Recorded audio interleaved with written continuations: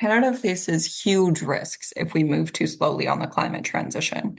That's a general, very important statement for our economic planning, our policy planning. When it comes to finance, over $100 billion of investments of assets are at risk of losing their value entirely if Mm, finance is moving too slowly. a future where like floods are no longer covered. You know what I mean? That's actually not a future. Financial institutions in Canada have changed insurance policies based on climate-related risks, which means that Right. they don't offer protections to people.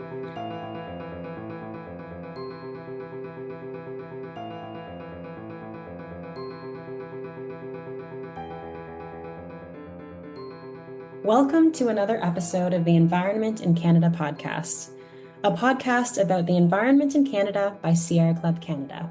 I'm Jessica Murray, Sierra Club Canada's Line 5 community organizer. Today, I'm speaking with Julie Segal, who leads a climate finance policy program at Environmental Defence Canada. Julie works to advance climate-related financial policy and regulation. She previously managed a portfolio of impact investments at the McConnell Foundation, where she invested in projects with positive impacts for Indigenous reconciliation and a just climate transition.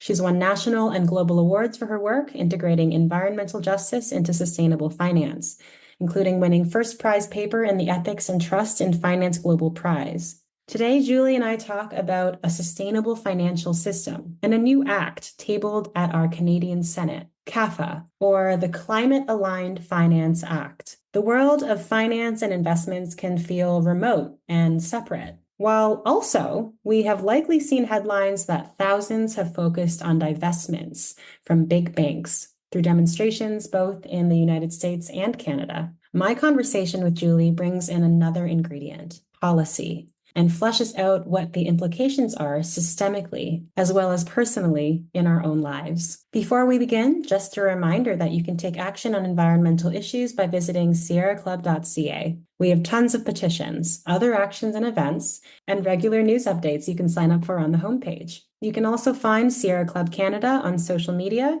and you can listen to the Environment in Canada podcast on the Harbinger Media Network, Spotify, Apple Podcasts, iHeartRadio, YouTube, or wherever else you get your podcasts. This podcast also airs on CKUT Broadcast Radio in Montreal, 90.3 FM, bi-weekly on Tuesdays at 11 a.m. Eastern Time, and on CHMA Radio in Sackville, New Brunswick on Saturdays at 11 a.m. Atlantic Daylight Time. Don't forget to click follow or subscribe so you can get the latest episodes from us.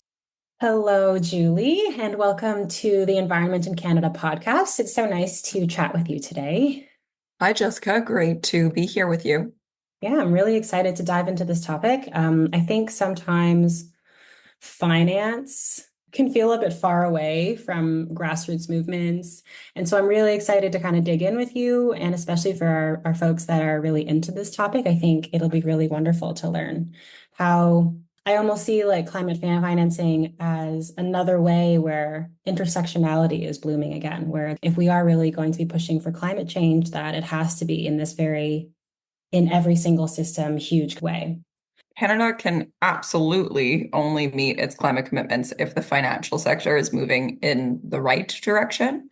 And I think the other really relevant piece, as we're starting the conversation with intersectionality and how finance relates to grassroots movements, is to consider that finance often deliberately seems complicated, opaque, Yes. impossible to reach. Yes. Um, Perhaps even almost a paternalistic industry that's there, guiding the economy and something that shouldn't be considered by, let's say, everyday folk, which provides a really dangerous disconnect between the influence that these large investments have with the money of people living across the country and the values that individuals living across the country, experts on climate action and climate justice, Yeah, I can love and should be contributing to that. Yeah, I really love that because it really, what I'm hearing is kind of like that if you feel glossed over when you hear climate finance, like this topic is not for me, like that in and of itself might be intentional and really important that everyday people just know what's going on.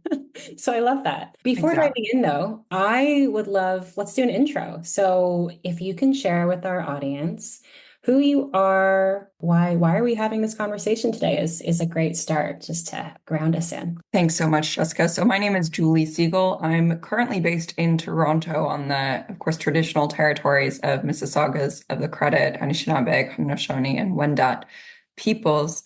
I work with Environmental Defence Canada, leading our climate finance policy program. For those of you who don't know environmental defense, we work on a number of environmental and climate issues, recognizing the importance of policy in terms of guiding climate action in the way that works best for people across the country.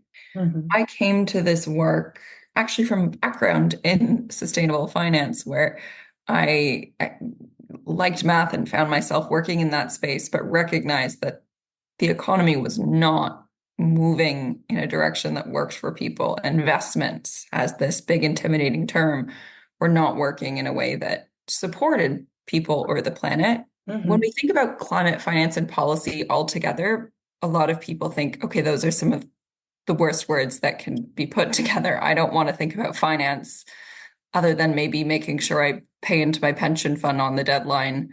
And even policy can seem really dry or not impactful. But it's really important where all of those things come together, because the financial system has such influence on the world we live in. Mhm. The flow of money shapes our economy, and I don't say that in a values-based way, but as a fact of our current economic system. So policy, or let's think about that as rules of the game Mhm. over this system, is so important to make sure that we have a say in what our economy looks like. We have a say in how our planet is being treated, and that there isn't this disconnect between, the big influence of finance and the needs of people and planet across the country. And as you were speaking, it came to me like the image of like if we think of money and finance as even energy or blood in a system, it's like whatever we funnel it towards, the more it's going to be stronger or weaker. And here's where it gets challenging here at home, because Canadian financial institutions, in particular our banks, are some of the largest financiers of oil, gas, and coal. Mm-hmm. They also statistically underfinance clean energy relative to comparables globally. Mm-hmm. So, what Mm-hmm. does that mean? People do often say finance is the lifeblood of the fossil fuel economy. People say that often. And if money continues to go towards a polluting economy instead of a green, sustainable one that meets our needs, that creates a very problematic inertia. Mm-hmm. Yeah, so I think that's a good place to kind of look at where we are right now. We can think about it in Canada terms because that's I guess the podcast is called The Environment in Canada. So we have this commitment to meet net zero by 2050. I think other terms that come to mind when we think about the topic of climate financing is greenwashing. So yeah, between those two things, I'm curious to know if you have any reflections or can kind of set the stage for the conversation. You situated this well. Canada has a commitment to cut emissions to net zero by 2050. Globally, to keep warming at the safer levels, we need to cut emissions in half by 2030, which is quite soon. Mhm.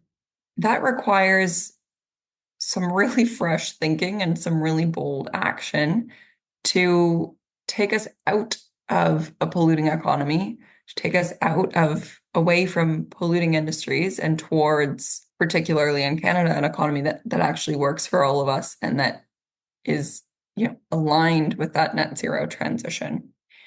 Canada has set policies across the economy to move towards net zero.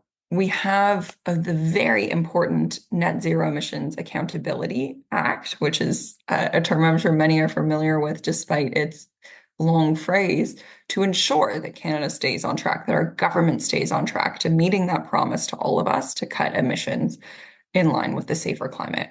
That being said, there are some policies for the oil and gas sector. There are policies for shifting to electric vehicles, policies to support clean energy. When it comes to the financial sector, Canada has no policies to align our banks, pension funds, insurance companies with net zero. It's left entirely voluntarily to those sectors. Mhm. And as a result, Canada is lagging behind other countries on aligning our financial system with climate action. There have been some really interesting and important policy proposals to remedy this huge gap. But right now, financial policy is the missing piece of Canada's climate plan. Mhm. And I'm curious because it sounds like, from my understanding, is that Canada is a G7 country, so we've got this international commitment. And, I see in the headlines, for the most part, what I see is a lot of countries internationally that are taking the right steps towards meeting that. And whereas, the news tells me the opposite for Canada. And so I'm curious to know, other than bragging rights, what would it mean for Canada's future if we didn't do so? Are there any repercussions or, exposed risks then that could affect us long term? Canada faces huge risks if we move too slowly on the climate transition. That's a general, very important statement for our economic planning, our policy planning. When it comes to finance, over $100 billion of investments of assets are at risk of losing their value entirely if Mm, finance is moving too slowly. And that's only from the energy, from moving too slowly on the energy transition. It doesn't even capture the physical risk of worsening climate change. For context, there, Jessica, the past 3 years in Canada, over $3 billion of insurable damages have occurred. Very significant financial issues, sure, but also think about all of the individuals whose homes have been flooded, who have been damaged by wildfires. That's the real cost of moving too slowly on this, as mhm. well, of course, as missing the green industrial opportunities that we should be catching to create good green jobs for tomorrow. Interesting. Yeah, I don't think I've heard it put this way before. It sounds like our economy could be at risk in the future should we kind of lag behind an international level of expectation. Is that correct? Is what you're saying? Absolutely. A huge cost of inaction, both physically, of course, for the damages that we are and will risk continuing to experience, and then at the economic level as well. Yeah, and I think having just recently moved from Toronto, I'm sure you might have also been around when, it wasn't too long ago that two floods hit Toronto pretty badly. I myself lost my car, lost to the flood. It was one of the Wow. we parked it by the Don River in a parking lot, and as you know, like between the loss of the green belt around and the water coming in so quickly, the water went over a barrier, and because our car is a plug-in hybrid, the battery was entirely soaked. Like, Oh, wow. yeah, the car was submerged. So, other than the fact that my car smelled like sewage, the battery was totally toast and it was a total loss. So, when you talk about insurance as an industry, like I'm Very very curious. personal. Sorry? It's very personal. Yeah. Yeah. And so I would imagine that this will continue to be the trend until we turn this around. Absolutely. Another really concrete way to think about how insurance policy, which sounds perhaps like the driest thing you've ever heard, relates Yeah. to your day to day, everyone's day to day, and is an important climate consideration. Think about if your home floods or if your car floods and the battery gets zonked. Mhm. People intend to take out insurance so that they don't have to worry about the risk of what is previously considered a rogue natural disaster.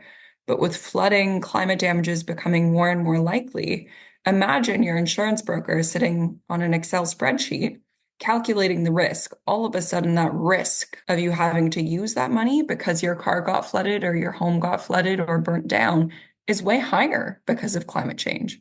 Mhm. Would That that means that actually? means it's going to cost more for an individual to insure against risk. That's hugely personal, hugely expensive, Yeah. and from an equity perspective, quite problematic. Oh yeah, for sure. I think, for example, even I think there are certain force majeures that are not covered by insurance. So I Exactly. could imagine a future where like floods are no longer covered. You know what I mean? That's actually not a future. Financial institutions in Canada have changed insurance policies based on climate-related risks, which means that Right. they don't offer protections to people. So Yeah. let's take that out. Let's zoom out for a second. And if we think about financial institutions continuing to invest in polluting industries, which make climate change worse, Hmm. and then the cost of that being borne by us as individuals living across the country, Hmm. that's hugely inequitable. And Hmm. the best way to reduce that climate-related risk that falls on us as people is to invest in ways that stop making climate change worse. Hmm.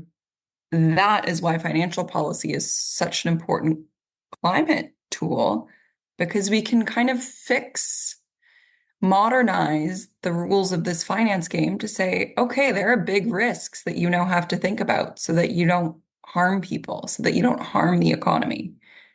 Yeah. I think this really drives home like that piece of inequality because um when you look at it's I often see it's like, oh, the effects of climate change are more heavily felt by lower income BIPOC families or BIPOC communities. And sometimes even that fact feels a little bit remote. But I think this is a really good concrete example of how that all works through the like the topic of insurance. Exactly, exactly. So that's kind of where we started, Jessica, where finance can seem so opaque, but it impacts our lives in the most minute way. And it's Mhm. a system that we rely on in a way that it can't afford to, be broken and can't afford to perpetuate the inequalities, as exactly as you were saying, of climate change being a threat multiplier for so many historically marginalized or more vulnerable communities. Hmm. And for me also is just the thought that it's exactly those segments of the population that are going to be heavily hit that need to have this information so that they know what options there are to, join people power and get this sorted. So Absolutely. yeah, I think it's a great time to kind of shift into our solutions hat. And I'm curious to know what's possible. So there's something called CAFA, the Climate Aligned Finance Act. Can you share a little bit more about Absolutely. I love moving into solutions mode.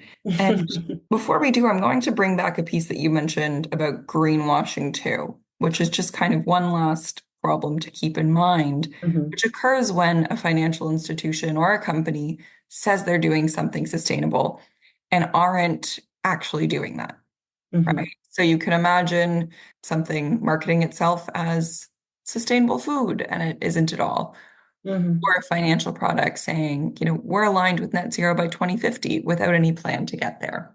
Hmm. And so this relates to some of the solutions like the Climate Aligned Finance Act, where it's saying, okay, let's just get some ground rules out there.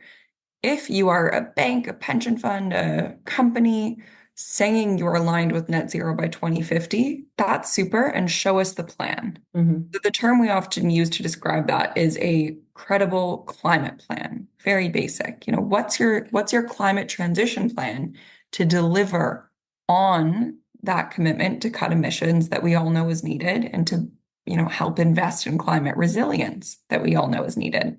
Hmm. That's one of the key policy solutions. Moving that across the economy, requirements for real science-based, honest, earnest climate transition plans from these financial institutions. Hmm. The Climate Aligned Finance Act is a really excellent policy proposal.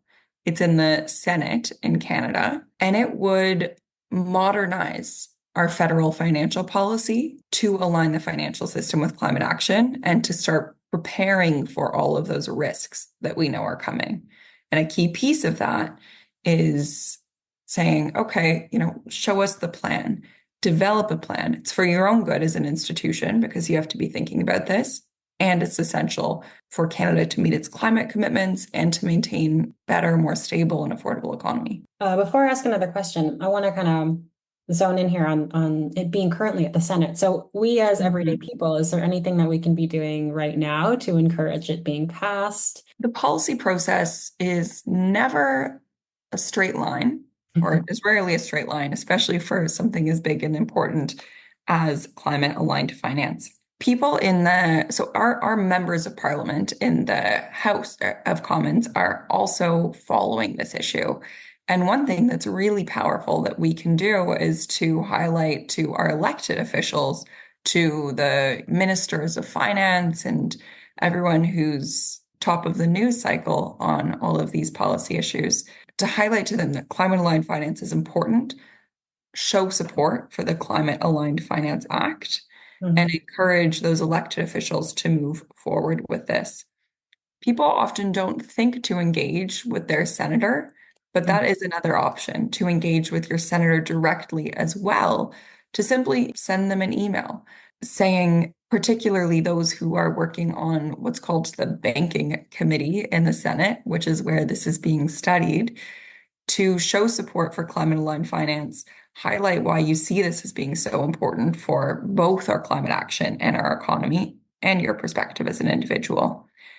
So it seems quite simple, but there are a lot of supportive frameworks and letters, including from environmental defense and groups like Lead Now, who offer an easy way to engage with policymakers and government officials. Do you have a URL that you want to plug in here for our listeners so that they can be able to type in? And I love those emailing toolkits. It's like 30 seconds of your life. And Exactly, and such yeah. a big impact. Absolutely. We can share some links, and there is a short form URL, climatefinancecanada.ca. Right. And that will take you to our environmental defense work with some great options for very easy actions, like the ones you love, Jessica. So how would CAFA regulate banks? Because I guess my question then is like, how does the tracking system work? You know, you put something into writing, but how would you, I guess, keep people accountable? Because that requires a whole, like if you make laws and you don't have ways to enforce them, then it's like, well, what's the point, right? So I'm curious to know more of the meat of CAFA and what that would look like in a practical sense. So, Jessica, this is amazing because I'm pretty sure I just listened live, and everyone listening just saw live you getting passionate about climate finance policy and asking about the weeds of climate finance policies. I think that's really exciting because I'm serious, because I'm someone who thinks of climate finance policy as such an exciting way to advance democratic accountability, to advance climate action. And all of these details do get so important about how do we enforce it. So that was a really wonderful moment of enthusiasm where you transitioned to a climate finance policy nerd and convert. Love it. Now to answer the question about how does this really concretely work? Mhm. You're right. Rules are only relevant if they're followed and enforced. The federal government has a number of tools to do this. An interesting thing about finance in Canada is that there are a lot of different laws, policies, and regulators who hold accountability for different parts of this huge jigsaw puzzle of the financial system, which means there's a lot of opportunities for strengthening the way our system works. Mhm. The Climate Aligned Finance Act would require financial institutions to both develop and publish those credible climate transition plans and to report those out on an annual basis. So there's different levels of enforcement. There's regulators who oversee different types of companies, banks, pension funds. And then there's also an opportunity for public oversight through that's kind of how the market works right now. But definitely the more exciting piece is thinking about the Competition Act, the main banking regulator, which is called, I've been avoiding naming the Office of the Superintendent of Financial Institutions, but that's the regulator who is in charge of the banks. So a lot of different opportunities. But when it comes down to the fact that if you're saying you're doing something, you have to do it. Having these reports out is important both to get the institution actually thinking about this, right? That the process should be an outcome in itself, and then to create those opportunities for accountabilities. That's another really important piece of the Climate Aligned Finance Act. It would help modernize the mandates of these regulators, of these important oversight bodies, so that they can help guide climate transition plans to be credible and in the right direction. Yeah. And I mean, sometimes the remor like I guess where I'm suspicious or skeptical is that oftentimes any of the reporting that is done, even when it is enforced by regulation, I find there's just always so many ways to then also Mm. perform its own form of greenwashing there, you know, and I'll give you like a concrete example where I know some activists out in Montreal and they are like to stay on top of when there are pipeline leaks. And so most recently, they found that the fossil fuel industry would be reporting 5 teaspoons, 1 liter, like kind of amounts that are kind of suspicious and suspect.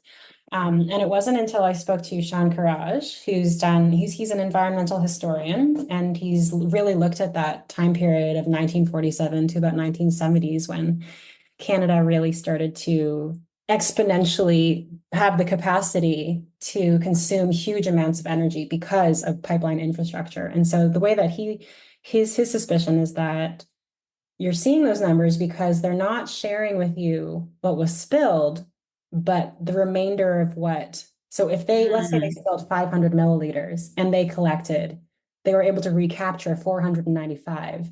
Then in their reporting, they feel justified to say 5 milliliters. And that sounds far better than 500, right? So I'm curious to know, as like a broader issue with enforcement and regulation, how we close those loopholes. And you might not have that answer, so I don't know, but yeah, this is something that I just see. It's like we create a rule and then they're kind of jumping through another hoop and you're kind of trying to close that hole. And it's, We definitely have an answer to this. Don't worry, oh, Jessica. awesome. I love it. And so let's be clear, reporting or disclosure is not going to align the financial system with climate action. Mm, We need new rules, accountabilities, and modernized purposes for these organizations. That's where policies like the Climate Aligned Finance Act can be interesting, or are interesting, and policy in general on this issue can be interesting. Streams of reports and data on climate-related risks have been happening for a number of years. That doesn't shift dollars, that doesn't shift mhm, our economy. In fact, reporting can be, reporting often focuses just on the risk side of something. So what's the risk to an institution? Like what's the risk to the bank of climate change rather than what's the risk from the bank to climate change? And so that's often how reporting is looked at, right? mhm, How does a financial institution insulate themselves from climate risk rather than stop contributing to it? mhm. Okay. Some interesting pieces of the Climate Aligned Finance Act to fix that, again, is to reconsider the duties and purposes of these financial institutions, recognizing and amending kind of the duty of the people who run these organizations, saying, okay, a core priority, align your institution with Canada's climate commitments. Mhm, And then it starts from the top. It's not about how are you communicating what's happening, but actually what are you doing? There are other types of, really nuanced rules based on, for a bank, for example, how they are allowed to hold amounts of money relative to the risk they're taking. mhm, If you look at that and say, well, think about everything that we talked about earlier, Jessica.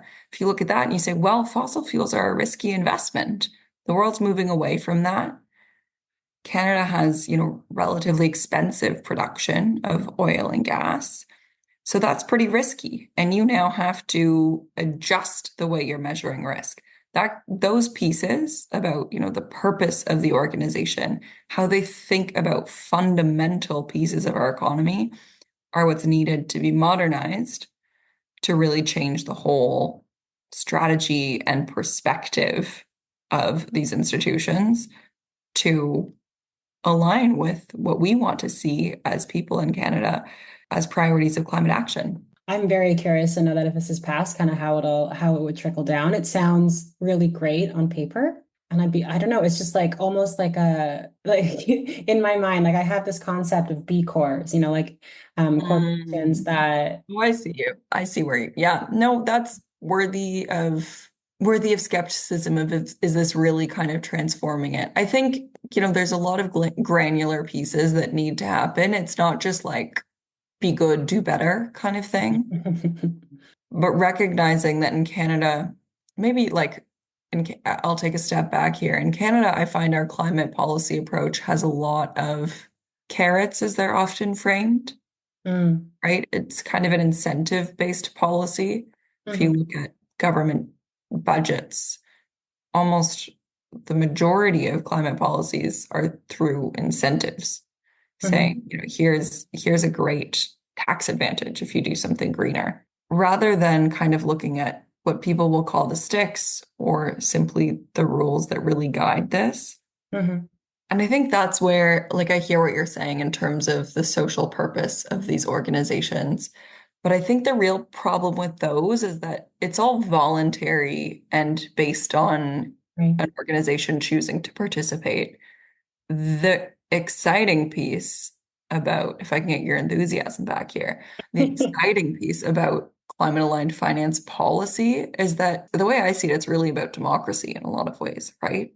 We Mhm, we're putting governments into office to set rules over all parts of the economy, over fossil fuels and over finance that should be working in the best interest of all of us living across the country and the planet that we're a part of. And so back to climate finance policy, the voluntary frameworks of I will be a better business have their significant limitations. Whereas government engaging and saying, wow, maybe we need to consider how sectors work better for people across the country is a bit bigger of an opportunity. mhm. Yeah. I think my skepticism isn't so much in the heart and thrust of CAFA. It's more in like when we talk about greenwashing, for example, we still find the government sometimes is kind of part of Mhm. that camp. They participate in that activity themselves. So it's hard to believe that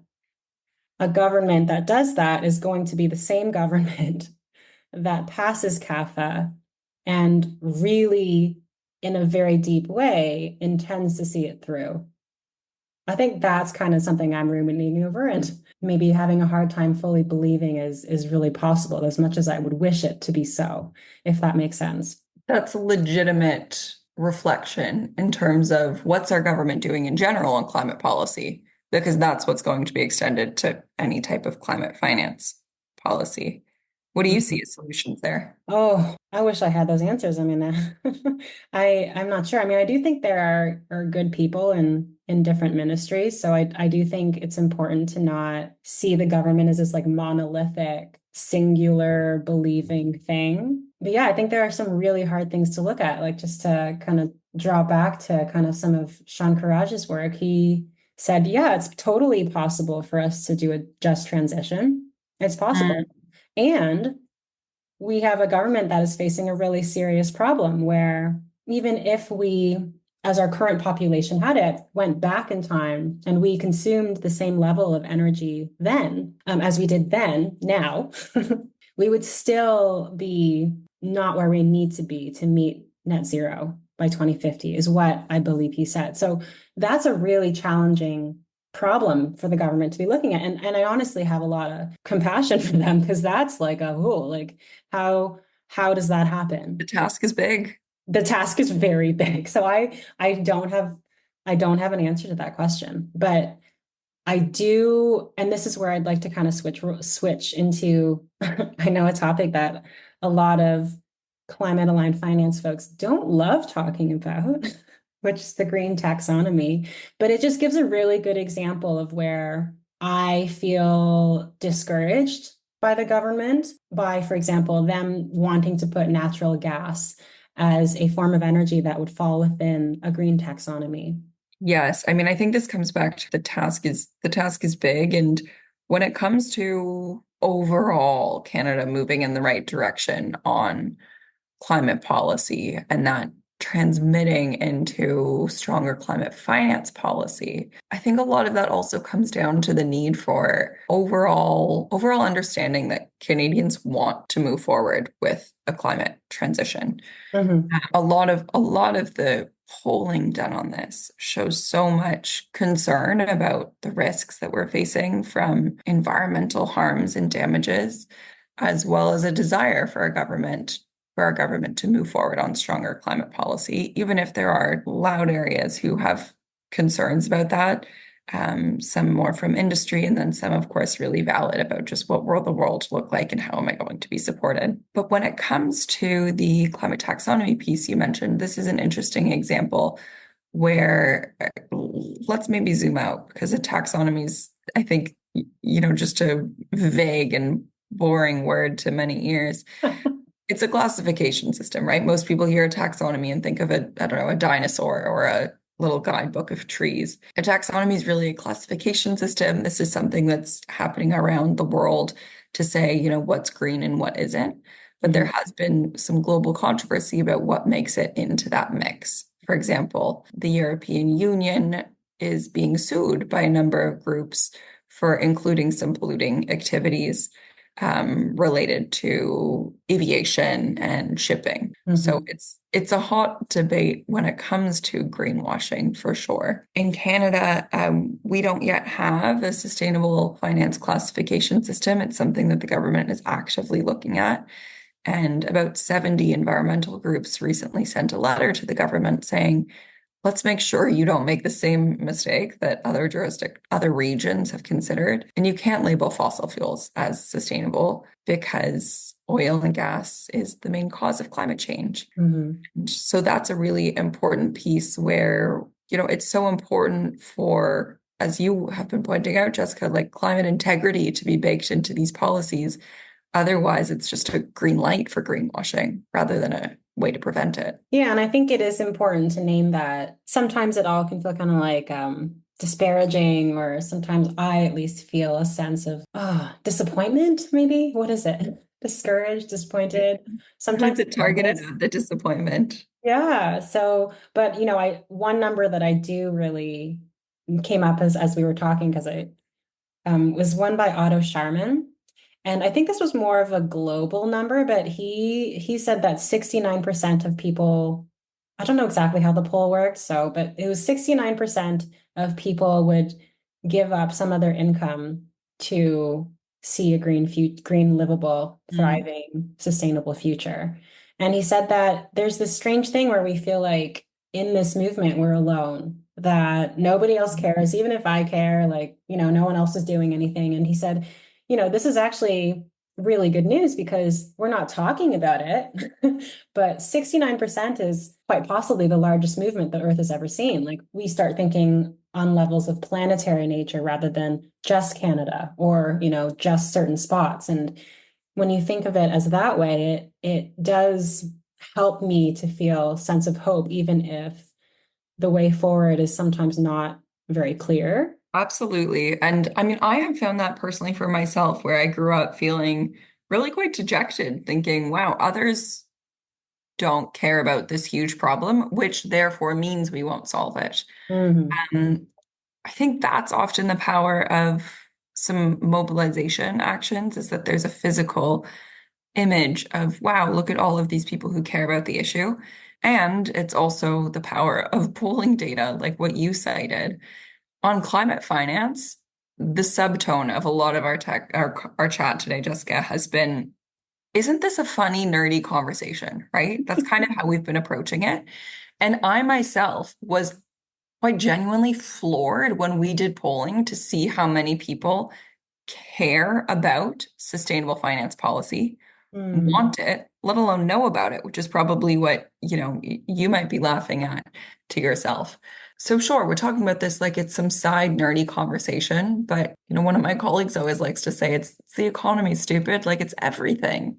Yeah. So first of all, less than 10% of people polled in Canada said that they trust their financial institution when it comes to climate change. Less than 10% of people think Mm. that their financial institution, their bank, their pension is just doing the right thing voluntarily. Mm. Which takes us to the policy side. And I think this is a fun distinction here too. Over two-thirds of people in the country want new rules from the government to ensure financial institutions invest more sustainably. So that's over two-thirds, but it rises to nearly 80% of people, which is a huge number. 80% of people nearly want rules to stop greenwashing in particular. Hmm. That's a really clear mandate for Hmm. action on this. And I think also such a clear picture of, wow, we're among a big group of people who see this as a problem, who have Hmm. been sparked to being excited about solutions for climate and finance and policy. I mean, I think just to correct, it's I don't think of this as like a niche, nerdy side conversation so much as more I think the challenge with this topic sometimes is that, like you say, it's like the words can feel abstract, they can feel theoretical and kind of disconnected. So I think it's great that we're putting it into practical terms. Mhm. But yeah, by no means do I think this, and I mean, this is kind of the issue with finance in general, like you said earlier, right? So the idea that it's only for a select few to understand because the rest of us are kind of dumb and, leave it to the smart people to figure out. And so I do love this vision that you're saying that this is about democracy in a lot of ways and access to information and Absolutely. understanding and being able to choose. So I love all of that and wanted to clarify that I don't think this is like some dumb side conversation that's nerdy. I think there's a big difference between dumb and nerdy. That's true. I find people get so energized whenever talking about this.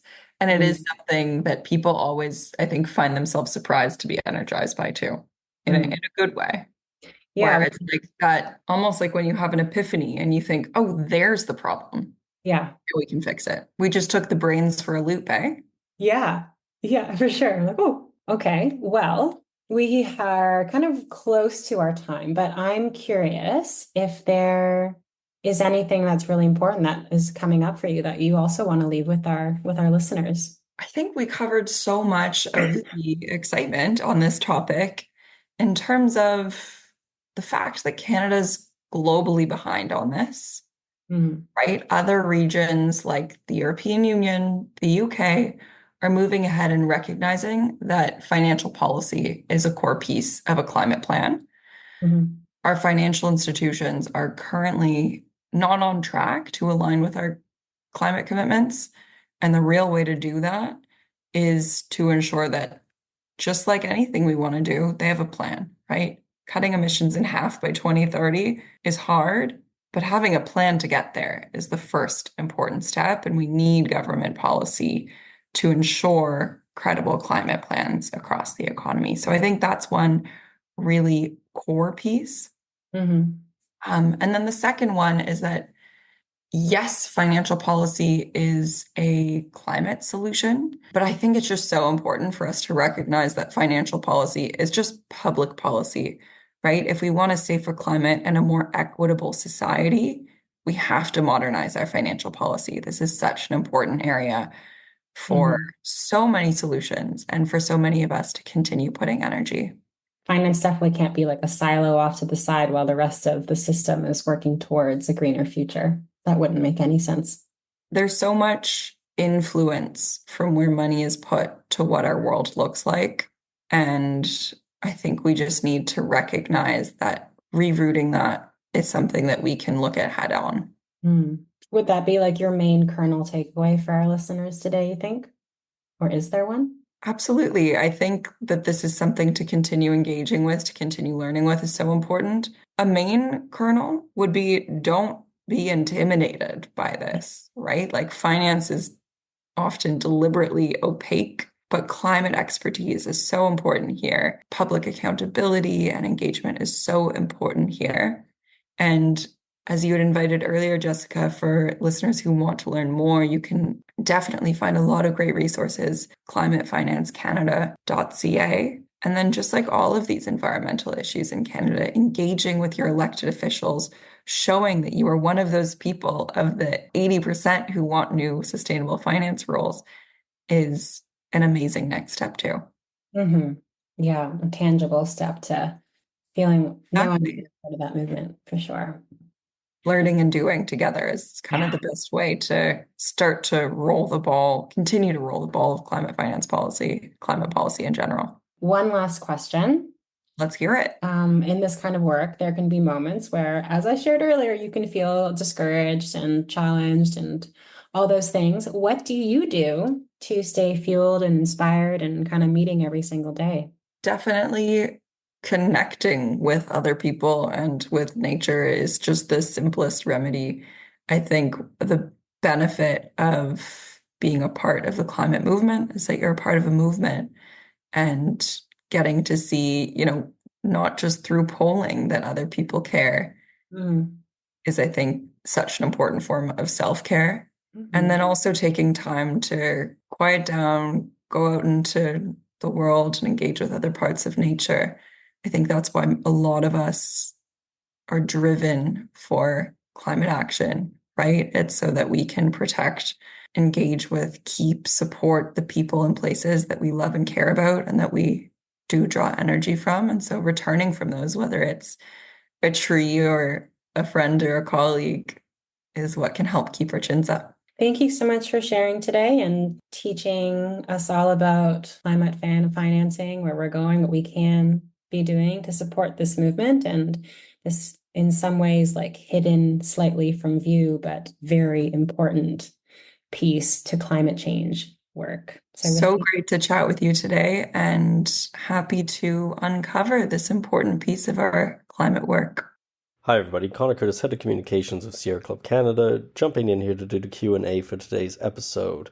And before we begin, just a reminder that the answers to our Q&A questions are on behalf of ourselves and not on behalf of the guests on this show. I'm also going to apologize in advance. I have a bit of a flu while I'm recording this, and so it might sound a little different than our normal Q&A. So our question today was, given the huge amounts of electricity used by, for instance, the tech industry and other sources, is our going after the oil and gas industry a bit one-sided if there's all of this use of electricity by other actors within the system? And so I want to direct to two different resources in this regard. One is our episode in which we did get into the environmentally adverse impacts of artificial intelligence and the tech industry, which we actually had a very recent episode on. I do encourage you to go check that out. It is a topic we have, in fact, covered in the past.